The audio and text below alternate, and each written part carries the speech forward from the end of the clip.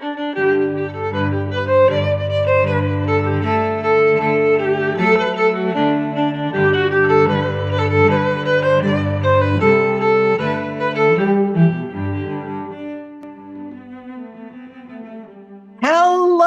everyone. Happy Monday.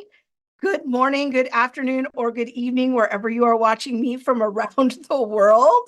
Hello, people. Okay. And thank you for joining me for this week's teaching. I am Krista Bontrager. I am a Christian theologian and public apologist. And that was my ministry partner, Monique Duson from the Center for Biblical Unity. And this is the channel where I offer teaching about the Bible and theological commentary on social issues. And this is part 7 of an extended teaching series that I have entitled Everyday Evangelism.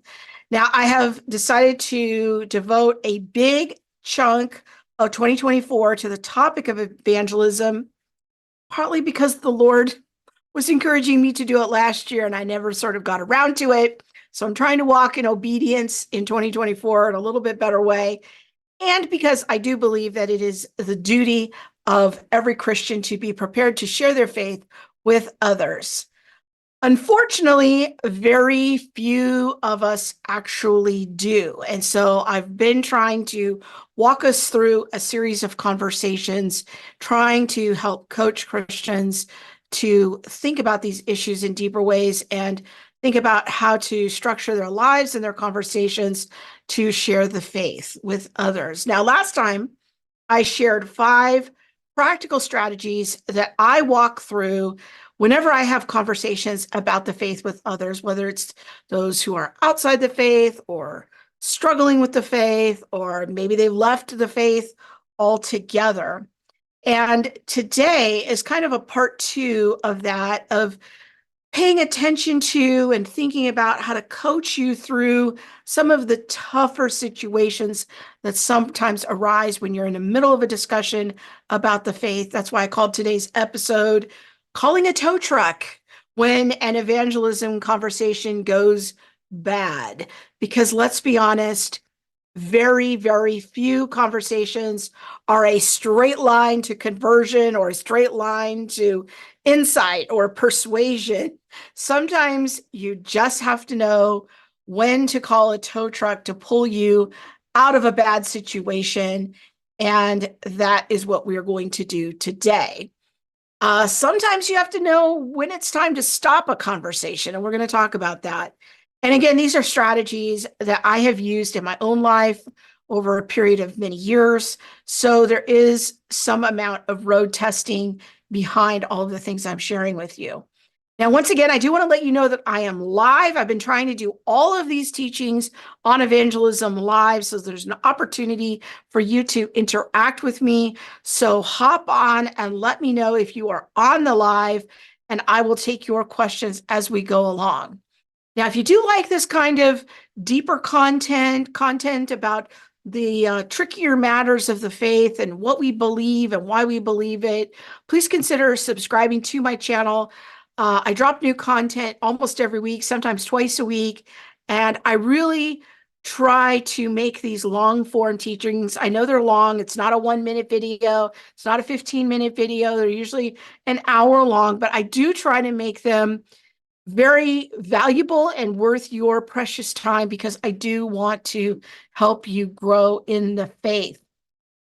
Let me know you're watching. Put a little comment in the chat. I hope you enjoyed the new pregame music today and the new opening. Thanks to my husband for putting that together for me and just refreshing the look a little bit. And please do make sure to hit that thumbs up if you are on YouTube or Facebook, because that really helps to push it out to other people. And that's just a way you can support the ministry. It doesn't cost you anything, but it really helps. And especially if you put a comment in the chat, even if you're watching the teaching on the replay afterwards, please put a comment in the chat and hit the thumbs up, because that really does make a big difference. And I will thank you for it. Okay, with that, let's get into it. We're going to look at four different kinds of breakdowns that can often happen, and then what to do, how to think about it, and how to shift strategies and get out of it. So the first one, the first kind of breakdown that can happen in a conversation about the faith is people ask me is, what do I do if I get stuck in the conversation because I don't know the answer to their question or their concern or their real life situation kind of intersecting with theology? What do I do? How do I get unstuck? Well, first thing I want you to know is that getting stuck happens. It's normal. Getting stuck happens to me, okay? Someone will bring up a question at a public Q&A and I've never thought about it before. I got everybody staring at me wanting the answer and I don't have the answer. Now I've done a lot of public Q&As over the years, over the last 20 years. And believe me, I've heard a lot of questions, but every so often getting stuck even happens to me. And so the best thing I have found to do in that situation is just to be honest. You can say something like, that's a very interesting or thoughtful question. I've never thought about that before. Would it be okay if I take some time to think about it? Or you could say, would it be okay if I take some time to research that question? And then we can get back together and talk about it some more. Often I find people appreciate that humble posture. It does not close the conversation down. In fact, most of the time, it keeps the conversation about a difficult topic open and going because you're just being humble and saying, I've never thought about that before, or I don't know. So just recently, I was in a conversation with a non-Christian who asked me a question about the faith. And it wasn't a question that I didn't know the answer to per se, but it was actually hit me really close to home because it was a question that I was also struggling with. And in that moment, I just decided to be honest. And I said, I just told him the truth. I said, that's a question that I'm still thinking through myself. And I'm just giving you 100% transparency right now. I do not have this issue all the way worked out. But I would be willing to share with you my journey and where I'm at right now and my thought process or what I've figured out so far. And when I was talking to this person, he was so impressed by my transparency that he was actually willing to listen to a little bit about my journey and some of the points I felt like more solid on, and then what were some of the issues that I was still thinking through. And I really do find that people appreciate the humility when you take that posture. And I think it also shows people that I'm sincere in my search for truth and that I am still a work in progress. I don't claim to have every answer. Now, I am clear about the bigger questions, like the resurrection or the Trinity or the deity of Christ, but that I'm willing to allow for some discussion and give and take on questions of more secondary issues. And if I take this approach and I am sharing my journey on a particular issue with somebody, I will try to incorporate what scripture has to say about it or what scriptures I'm wrestling through to show them a practical example of how the Bible is always acting as kind of my North Star, my final authority in guiding me in my own faith journey. So that's kind of how I work that out when I get stuck. Is just be honest, say, I don't know, some version of that, and say, hey, can I have time to research that or think about that some more? Okay, number two, the second kind of breakdown that often happens in discussions about the faith. The first one was, what do I do when I get stuck in a conversation? This second one is, what do I do if the other person, I can see that they're getting frustrated or upset, or maybe they're even starting to say mean things to me, acting disrespectfully, or calling me names or something like that. Okay, most importantly, what I want you to remember is to stay calm. Stay calm, stay calm. No matter what's happening with the other person, you stay calm, okay? When a situation like this happens and the other person you can see is getting visibly frustrated, angry, or upset with what's happening in the conversation, you are going to stay calm and start meditating on Proverbs 15:1. A gentle answer turns away wrath, but a harsh word stirs up anger. This is immediately what I start praying into when I'm in that situation and the person is getting upset.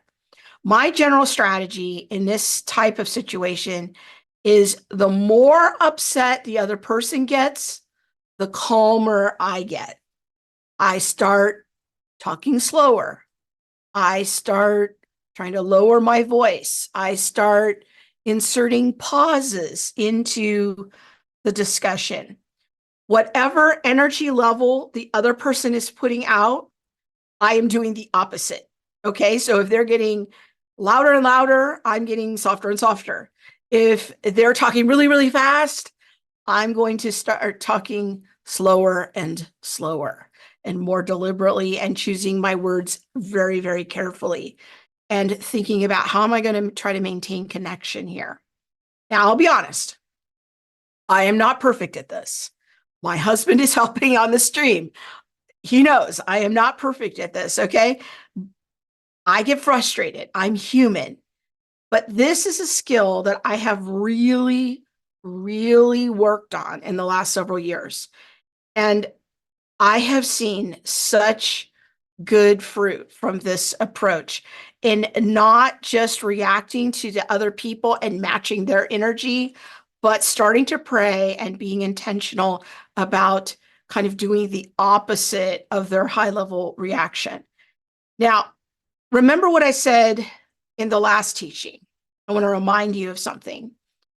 Most intellectual problems that people have about the faith are actually coming from a place of personal pain.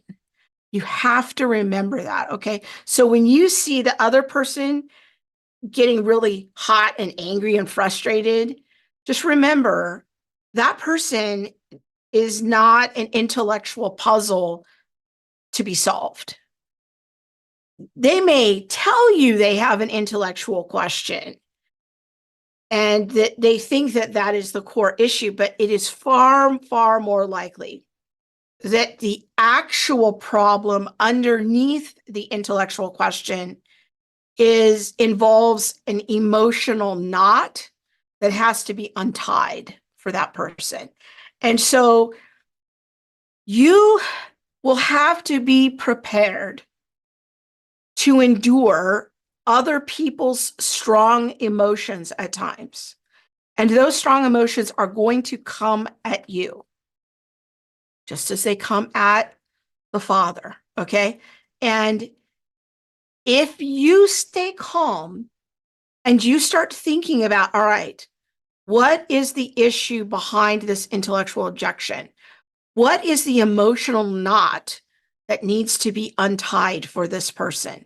It will help you begin to build compassion and empathy for why this person is maintaining this belief. Why is this so important that this person hold on to their belief system? In those situations where the person is really starting to amp up the energy, getting frustrated, getting upset, I focus on the question. I start praying, meditating of, how am I going to give a gentle answer to turn away wrath? Okay. But I also start thinking to myself, Lord, help me to see what's really going on here. What's the issue underneath all of the emotion? Why does this belief make sense to this person? What is he or she gaining by believing this way? And I start listening for those answers. Because I found if I could figure out the emotional payoff for the other person, it often helps me have so much more compassion for them. And it helps me keep my own emotions calm because I know that it's actually not about what we're talking about. It's something else. It's some issue or pain, usually, that's going on under the surface. So, for example, for the first couple of years, when I was having a lot of hard discussions with my ministry partner, Monique, about critical race theory, she was constantly calling me a racist. It wasn't fun. It hurt my feelings. Okay. I cried. I cried a lot, but I had to learn how to focus not on what was happening for me. I had to even not focus on what she was saying to me sometimes. Those were all the superficial issues happening in the conversations. What I had to do was learn how to stay calm. I had to begin to see that she wasn't actually getting angry or frustrated with me, even if she was calling me a racist. I had to stay calm. What she was taking issue with were my ideas. And that became connected. I saw that that was connected to certain ideas and beliefs that then she would be projecting onto me. Instead, I had to start listening for the answer to the question, why does she want to believe in social justice? Why does it matter to her that I believe in what she's saying about me being a racist? Like, why is she trying to work so hard to persuade me that I am a racist simply because I'm white? What was the emotional payoff for her? Why was she motivated to believe that? Over time and through careful listening and all of the techniques that I've been talking about in this series of conversations, I learned that the core issue, the issue underneath all the words that Monique was saying, was that she had just had a heart for a more just world. And that God had kind of created her heart to really long for justice. And when I could begin to see through all of her strong emotions and all of the name calling, and could see that the bottom line of it was that she just really longed for justice, I could begin to focus the conversations on what does the Bible have to say about justice. And I could begin to affirm her of, hey, I see that really what's motivating you here is that you are longing for a world that's more just. That's actually a very biblical idea. And we could begin to work through her 45 misunderstandings about what the Bible did and did not say about justice. And we could begin to work through those things and get to more agreement. But in order to get there and begin that process and that journey with her, I first had to be willing to take some deep breaths in the moment, slow the conversation down, allow space for difficult moments, including name calling, and having many, many discussions over time. And sometimes I had to apologize in order to reestablish or repair the situation. And sometimes I had to do this even when I didn't feel like I was 100% at fault. Um, but my larger goal was to try to stay in the conversation with Monique as much as possible. And as I saw her, the Spirit, the Holy Spirit working in her heart and her making slow micro changes, micro steps of progress over time, that built my faith to keep going, keep trying, and to work on having a more faithful understanding of the scriptures with her. So, it's tough. These are very tough issues, and I know that in the moment, like, our emotions can sometimes get the best of us, and the person's bringing a lot of emotions, and then we just just become a big emotional storm. Okay, but if you can kind of detach yourself a little bit from the other person's emotions and begin to try to figure out what's going on under the surface, it really helps a lot. And I think also I just learned to have a lot of compassion for why people get so upset in these kinds of conversations about the faith. Here's my working theory of why people are so resistant so much of the time when we try to talk to them about the faith, when they have very diametrically different views of such issues than we do. I think that humans are kind of wired to resist changing our minds. We're kind of wired to be stuck in our ruts, in our ruts of thinking and living and behaving. It's kind of like a protection mechanism. And if I look at it in the best possible way, it protects us against crazy people who take crazy pills and want to promote crazy ideas on us. And most of the time, this protection mechanism works great because it does help protect us from crazy people. And this is the kind of thing that makes me not listen to Jehovah's Witnesses when they come to my door. It's what keeps me from believing every crazy post on social media that I see. I'm already in a mindset that there's probably nothing, or there's absolutely nothing you can tell me to change my mind about Jesus being the God man, okay? Or the earth being round. I think the earth is round. We can have tea together. We can have some casual conversation if you believe the earth is flat or that Jesus isn't God. But I'm not going to listen to your arguments, okay? Because I just don't, I'm not interested. And this resistance that we have to changing our mind about things, I think sometimes can be very helpful, and it can be helpful protection for us. But when a Christian, a historic Christian, tries to approach someone who's outside the faith or has left the faith and starts to wanting to engage with them in a conversation about changing their worldview. And remember, a worldview is a network of beliefs. It's not just one belief we're asking people to change. We're asking people to put on an entirely new set of glasses. When we want to start having a discussion with them about their personal sinfulness or rebellion against the Father, that protection mechanism of not wanting to listen and not wanting to change our mind, it just immediately goes up.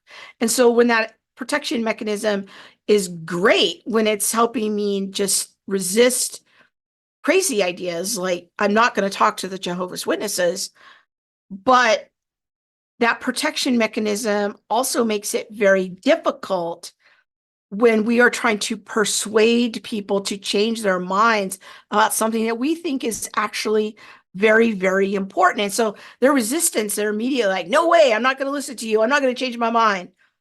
That's why they get upset. They're establishing kind of emotional and intellectual boundaries around themselves. And so we're in that struggle of, I want to respect this boundary, and yet I feel like there's something important that I want to tell them and persuade them to. And so when people tell me, like, hey, I tried to say this very controversial idea about the faith, and I tried to say it as respectfully as I could, and they got upset anyways, and I feel so bad about it. There's a part of us that has to understand that that person feels like they are protecting themselves. They're feeling like they're establishing a boundary around their intellect and their emotions, and we are not completely responsible for that. No matter how nicely we try to say it, no matter what our tone is, people's natural instinct is to protect themselves, unless we catch them in a moment where they're actually rethinking something and we just stumble into that moment. And they're very wide open to talking about that. But that's rare, because if the person genuinely believes that the Christian has crazy ideas and is a crazy person and is taking crazy pills, it doesn't matter how gentle we are. It doesn't matter how we say it. They will likely be resistant. And so part of our job is to weather that storm, to know that the storm is likely to come and that we will weather that storm and we will try to walk with them over time if we're able. But we have to learn how to have a posture of kind of overlooking the storm and overlooking what's coming at us and people's hard emotions. For example, Bob's going to put some scriptures here, more wisdom from the book of Proverbs. Proverbs chapter 12, verse 16 says, fools show their annoyance at once, but the prudent overlook an insult. See if you guys scroll down to the next one, Bob. Proverbs 19:11, a person's wisdom yields patience. It is to one's glory to overlook an offense. And so this is what I mean that if a person is coming at us with a lot of strong emotions, part of the Christian life is walking with them in patience and to overlook that offense, because that is to be expected when we have worldview clashes. But our job as Christians is to show up differently. And maybe we're the first person that they've ever encountered who doesn't just immediately react, who doesn't immediately retaliate, but instead responds with patience. Another thing I want you to know is that when another person is having a lot of strong emotions and getting very upset and frustrated, you have the power to control your own emotions. This is how I think of it. When I see another person's strong emotions coming my way, I literally think in my head, that's an invitation to a party that I don't want to go to. I don't want to go to the angry party. My responsibility is to control my emotions and my reactions. And so even if no matter what the other person does and they're getting all upset and frustrated and angry, I don't have to go to that party. I don't have to show up for that. I don't have to match that energy. I can make a different decision. When the first time I realized this, I think I was in my early 40s. It was just such a revelation of freedom. Like, oh, I don't have to actually show up for that party. I don't have to do that. I can respond with patience and generous listening, even if the other person isn't treating me well in that moment. Because all of us have moments where we don't show up to a conversation very well, and we want grace. Okay. And so we want to try our best to overlook the offense of others. Now, if you don't think that it's possible for you to have compassion or to overlook the insult when someone is coming at you with a lot of strong and difficult emotions, then I want to encourage you to start having a conversation with the Holy Spirit about why that is. All right. Because there might be something he wants to reveal to you about that, or something he wants you to work on. And it really goes probably without saying, but I want to be super clear that what I'm not talking about in any of this is abusive relationships. If you're in an abusive relationship, then different rules apply. And I'm not talking about that. I'm talking about normal, everyday, difficult conversations that pop up now and then. Okay. We're going to take a moment to look at a short clip featuring Coleman Hughes. Recently, he was on The View. Now, Coleman Hughes is a young intellectual. I think he's also an atheist. He writes a lot and speaks a lot on race issues. And but his atheism doesn't really have much bearing on the discussion that we're going to see. But what I want you to notice is Coleman Hughes's demeanor as this woman from The View speaks to him. Now, she's bringing a lot of accusation and insult to Coleman Hughes and trying to trap him, if you will, with her questions. What I want you to notice is how Coleman Hughes responds to this woman. And I want you to notice his attitude and demeanor. Okay, Bob's going to play that clip for us right now.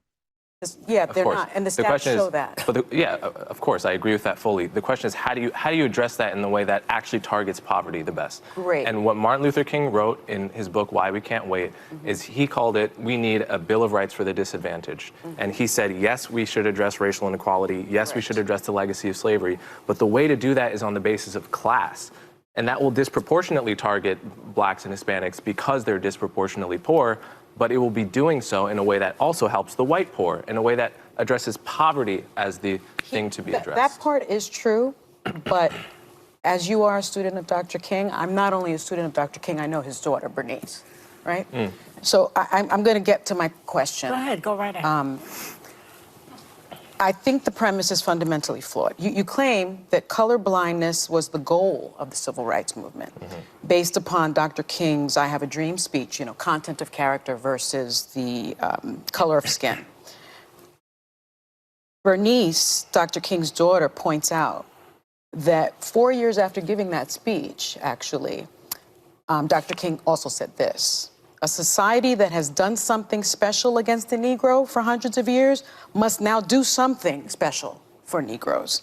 He also said in 1968, it was about less than a week before he was assassinated, this country never stops to realize that they owe a people kept in slavery for 244 years. So rather than class, he did write about that earlier on. Right before his death, he made the argument for racial equality and racial reparations. And so your argument for color blindness, I think, is something that the right has co-opted. And so many in the Black community, if I'm being honest with you, because I want to be, believe that you are being used as a pawn by the right and that you're a charlatan of sorts. He's not a Republican. So how do you... He's never voted for Okay, a Republican. pause it a You second. said that you're a conservative. Okay, so what I want you to notice is, like, if you look at Coleman Hughes's face, like, he's totally unaffected by everything that this gal is saying about him, and she's really insulting him. She's telling him on national television that he's not engaging in the correct kind of Black think, and that if he was a real Black person, he would think this other way. And she's trying to offer some sort of weird public correction to him. But do you notice how his face is just like he's just taking it in? Now, I can assure you that Mr. Hughes has an answer to all of these things. This is not the first time he's heard this. He's done his research. And that was the point that I made in the previous teaching last time, was preparation. When you are prepared for something, for a conversation, you're just listening and you can take in the information and you know what your position is, but you don't have to talk on top of the other person. All right. Another thing is, if you do get stuck, you can always ask for more time to go research your position. We talked about that earlier. That's fine. But even when someone is trying to insult you, it's okay to just sit there. You don't have to respond to everything that they said.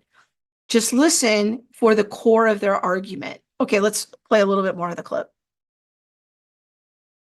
No, you did. You actually said that in the podcast that you did 2 weeks ago. I said I was a conservative. Yes, you did. So, but my question to you is, how do you respond to those critics? Okay, let's give him answer. First thing I think it's very important. The quote that you just pointed out about doing something special for the Negro. That's from the book Why We Can't Wait that I just mentioned. Yes. A couple paragraphs later, he lays out exactly what that something special was, and it was the Bill of Rights for the Disadvantaged, a broad class-based policy. But he also says you must include race. No, he didn't. He says it's Yes, he does. Okay, well, everyone should go read the book Why We Can't Wait. Let's not get sidetracked by that. Yeah. I don't think I've been co-opted by anyone. I've only voted twice, both for Democrats. Although I'm an independent, I would vote for a Republican, probably a non-Trump Republican if they were compelling. I don't think there's any evidence I've been co-opted by anyone, and I think that's an ad hominem tactic people use to not address really the important conversations we're having here. And I think it's better, and it would be better for everyone if we stuck to the topics rather than But make it that's- about me But with it's no, not about no you, evidence but that I've been I co-opted. want to give you the opportunity to respond to the I appreciate it. the criticism. I appreciate it. There's no evidence that I've been co-opted by anyone. I have an independent podcast. I work for CNN as an analyst. I write for the Free Press. I'm independent in all of these endeavors, and no one is paying me to say what I'm saying. Be positive. So what you notice here is that he's only responding to claims. And he really does a good job, I think, of avoiding kind of her ad hominem attacks that then she sort of backpedals on. But I think that what's important to see here is how laser focused he stays on the topic. And he doesn't allow himself to get derailed by all of the kind of emotional games that she's trying to play with him to manipulate him and his emotions. And so I think that this is just a great example of a public conversation, but on a tricky topic with two people who disagree with each other pretty sharply. But I think he does a really nice job of keeping things on track, not getting derailed by the energy and the personal kind of attacks and manipulation. And he keeps himself very calm rather than just falling into his own emotions. So anyways, I just thought that was a helpful example. And hopefully that gives you a picture of something to think about. And when you find these positive examples in public conversations, I guess maybe they stand out to me. Maybe they'll stand out to you too. And they inspire me to do better in tough discussions. And you know, I even liked his example of succinct answers. He's not giving a little mini sermon. He knows his material well enough that he can just say things and recap the conversation in a very succinct way. And that keeps the discussion on track. If he were to match her energy, I think that would have escalated pretty quickly. Okay, before we get into the third kind of ditch that we can often fall into in our conversations about the faith, we're going to hear from our friends at Harvest House. I want to let you know that the Center for Biblical Unity will be in Pittsburgh very soon, so you can come see us. But check out what our friends at Harvest House are sponsoring through the Unshaken Conference. Unshaken 2024 is coming. Join three of the most influential voices in cultural apologetics, Natasha Crane, Frank Turek, and Elisa Childers, as they equip Christians to live for Jesus in a world increasingly at odds with biblical Christianity. At Unshaken, you will join hundreds of others who are seeking to navigate the intersection of societal pressure and biblical truth, covering topics such as deconstruction, social justice, sexuality, and many more. Unshaken will teach you what the Bible has already said about the social issues we face today and equip you to stand firm in God's truth. The Unshaken Conference will be visiting Pittsburgh, Pennsylvania, Buffalo, New York, and Austin, Texas in 2024. For details and tickets, visit unshakenconference.com and use code FRIEND20 to get 20% off your ticket price. Join us this year for an experience that will embolden and encourage your faith.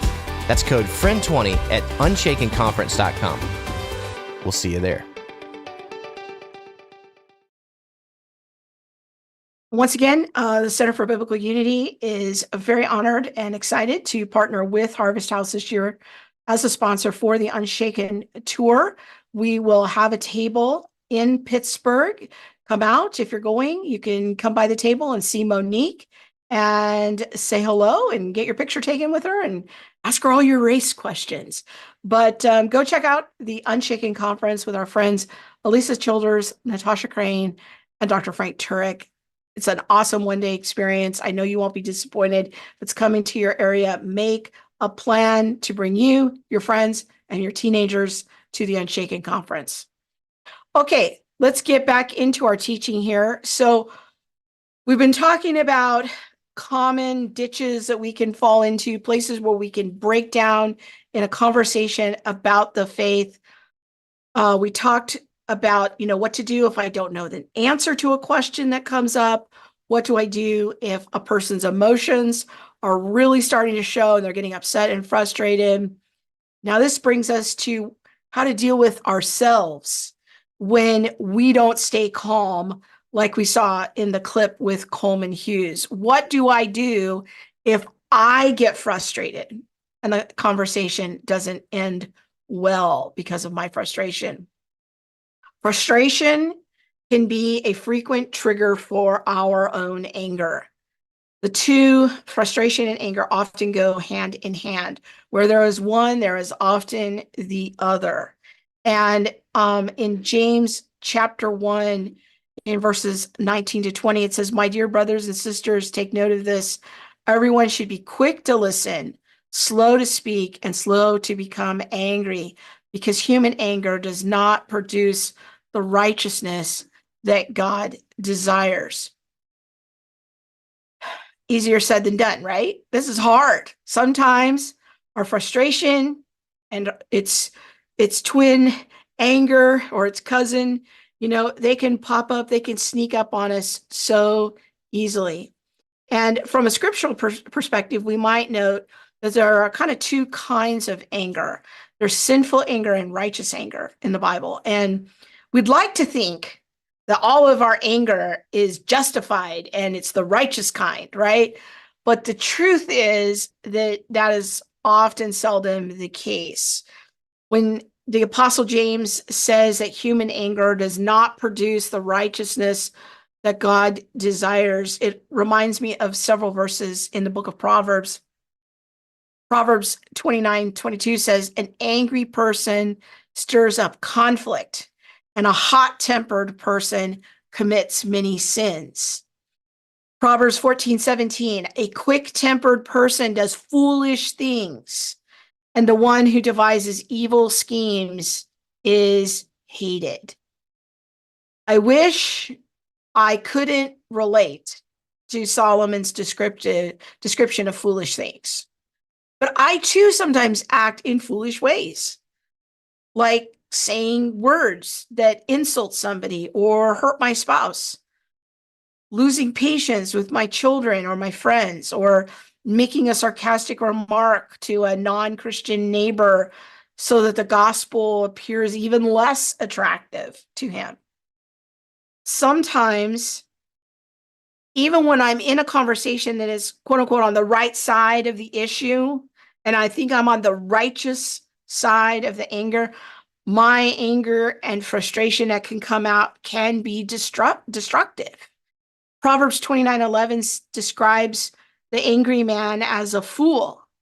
Fools give full vent to their rage, but the wise bring calm in the end. Notice the theme here is the wise man, the godly man, the righteous person doesn't let their emotions get out of control, especially their anger and their frustrations. Rather, they bring calm to a situation. They turn away a harsh answer. So what you don't want to do is just automatically assume, well, I'm on the right side of the issue, and so therefore my anger and frustration are righteous and justified. If you think that the other person is just stubborn, or you want to justify your frustration, I want to encourage you to spend some time with the Lord and to ask him to help you investigate your response, to investigate your own heart posture, because your evangelism will be hindered if you cannot get to a place where somebody is getting upset and you're not matching that energy. Like, you've got to get to a place where you can respond with calm and patience. That's biblical wisdom. The other thing I want to encourage you to think about is that the evangelism situation, how you show up for that, is likely a microcosm of your whole life. If you find yourself just jumping to frustration quickly in an evangelism situation, it is quite likely already showing up in your everyday life with your husband, your wife, your kids, your coworkers. And this is where honesty is so important. Like, we have to tell the truth to others, but we also need to tell the truth to ourselves. And to tell the truth before the Lord about ourselves. Because if we are simply just not able to respond in patience and calmness in a difficult situation, and we just jump right into our frustration and our emotions in an evangelism situation, it's likely showing up other places. It's not just about the non-Christian or the person who doesn't agree with us. I don't believe that. And this might very well need to be an issue that you have to work on with the Lord to try to work through your anger and understand why you get so triggered so easily and your frustration. You can talk to your pastor, talk to your priest, get some counseling. If you're a guy, maybe talk to a godly older man who doesn't have anger problems, isn't quick to anger. That's also a qualification to be an elder and lead God's people. If you're a woman, find an older, godly woman, get some counsel, but you need to take the time to do some personal inventory about what's happening inside of you. And it's what's making you engage in habitual frustration and anger. And, anger and frustration, it's going to pop up. Like for all of us, it's going to pop up from time to time. But what I'm talking about is when it's just like a habitual chronic problem, But even when it does pop up, we have to be humble enough to make repair if needed in the relationship, and to say I'm sorry, and to continue to try to explore with the Lord or with godly counsel or a therapist or pastor, like, what do I need to do? What am I doing? What am I believing? And that sort of a thing. Okay, I'm going to look at the comments really quick here. Elaine says on YouTube, I think this is why conversion has a miraculous flavor to it. That's a great point. However slowly or instantly it happens, it's not a normal thing that everyone has regularly. That's right. It takes time. And these conversations often have to happen over time. Laura says, these are great tips for all conversations. Let's not grow weary in doing good. But realistically, I am totally in this struggle. Thankful for you and for the conversation. Yeah, we all are. We're all working on our growth before the Lord and doing better to understand ourselves and our emotions and how that impacts when we're talking to others about the faith. Okay, Facebook. Let's go to Facebook. Oh, I got to find the real comments because I can't read that on Zoom. My vision is not that adept. Okay. It takes time and patience and willingness to go the distance in the conversation with people you are trying to influence in the right way. Yeah, exactly, Laura. These principles are helpful in conversations of any kind. Yeah. And this is a very, these are real struggles. Like I'm in it too. And I've learned a lot of these lessons the hard way, and so many mistakes and so many regrets in my life, in my marriage and with my relationship with my kids and with other people, and mistakes I've made in evangelism. So all this stuff, like I said, is been road tested pretty thoroughly in my own life. Okay, let's get to the fourth one. The fourth kind of breakdown that we often fall into when we're trying to have conversations about the faith with others is, how do I know when it's time to stop a hard discussion? How do I end it gracefully? Sometimes you can just tell this discussion is not going well. The other person isn't listening. We're talking over each other. Everything feels like you're just throwing ping pong balls at the wall and they're just bouncing off. Or maybe I'm noticing in myself, I am not being a good listener right now. I'm hungry. I'm tired. I'm sick of the conversation. I'm out of things to say. I'm discouraged. Maybe I damaged the situation and the conversation because of a moment of sarcasm or frustration we can't recover. Maybe I've run out of my own internal resources. I need to take a time out. A lot of things can happen, and that's okay. And that could be normal. All right. Whatever is happening, the hope that I have for you and for me is that things haven't gone so badly wrong that the relationship has been permanently injured. If that's the direction and it seems like things are going, you need to find a way to try to bring the conversation to a graceful end as quickly as possible so that there can be potentially something to come back to later. This is what I call like, don't nuke the relationship. Okay. Uh, don't do that. Try to maintain the connection so that there's something to come back to later once we've cooled off. All right. And we've thought better about ourselves. To be honest, even good conversations that are hard need breathing room sometimes so that people can process what was said, or should I change my mind, or what this evidence is, and that sort of thing. So if I see that a conversation has become unproductive, I will often try to come up with a way of affirming the other person. Sometimes I will commend their courage to have the hard conversation with me. I'll tell them how much I value their efforts and that I see the effort. I might say something like, I appreciate you sharing these thoughts with me.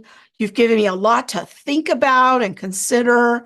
You've brought up some points I haven't thought about before. Would it be okay if we revisit this later? If it seems appropriate, I might ask if it's okay if I pray with them on the spot. I'll try to pray over their pain or ask the Lord to continue to help them in their search for the truth. If I need to make repair because I haven't shown up to the conversation very well, I'll ask for forgiveness. If my pride's not getting in the way in the moment, I have to get there eventually.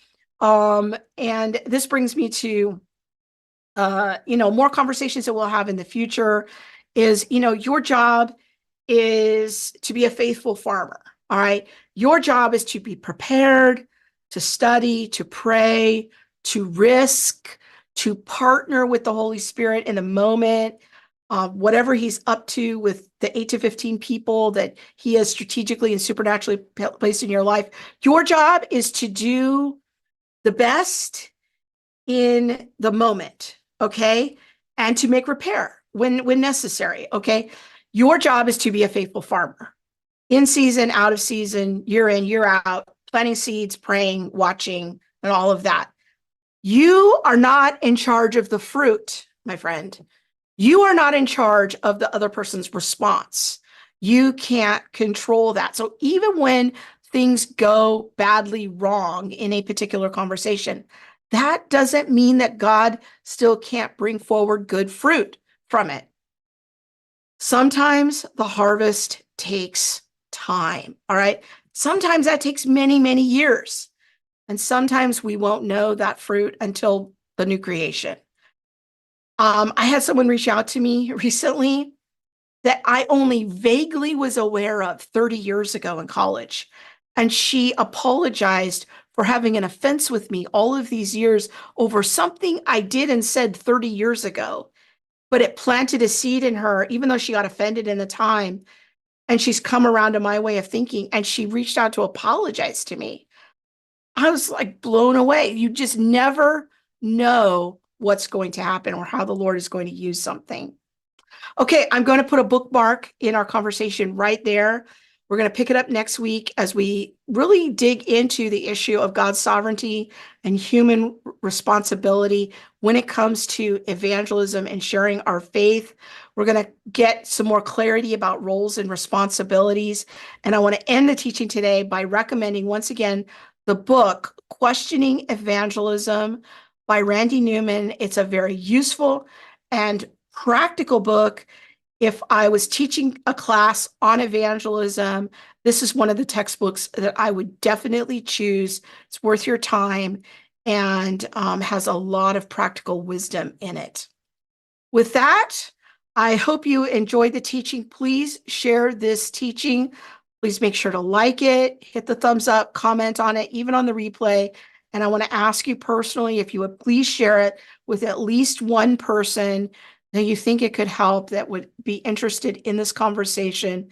That's how the content goes out and really blessing and equipping others. I want to thank all my donors for making it possible for me to be deployed into full-time ministry. If you would like to support this kind of content, please consider partnering with us financially. And that's what keeps me as a missionary on the mission field being able to do this. You can just go to centerforbiblicalunity.com and click on the Donate Now button and partner with us. That is what really makes a difference for us day in and day out. Thank you so much for watching. I hope you found the teaching helpful. Have a good week and God bless.